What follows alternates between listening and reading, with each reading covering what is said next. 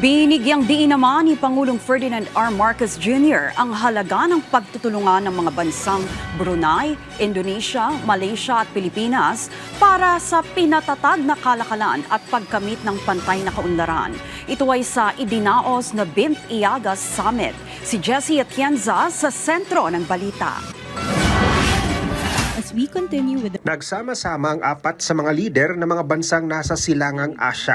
Sa pangunguna ni Pangulong Ferdinand R. Marcos Jr., isinagawa ang Special Brunei Darussalam Indonesia, Malaysia and Philippines East Asian Growth Area o mas kilala sa BIMP Iagas Summit. Espesyal ang pagpupulong na ito dahil nakatutok ito sa mas maliit at malapit na regional economic cooperation mula sa apat na bansa.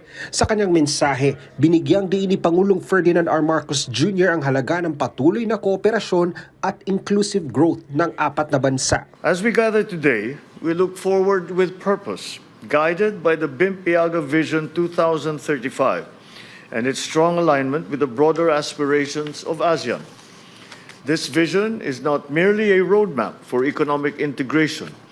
It is a promise to our people that development will be meaningful, sustainable, and felt in their daily lives. Kabilang sa tinalakay sa pagpupulong ang paglikha ng karagdagang hanap buhay sa mga kababayan, pagpapalakas ng connectivity at pagpapalawak ng oportunidad lalo na sa East Asia. Let this summit renew our resolve to translate vision into action and plans into lasting impact.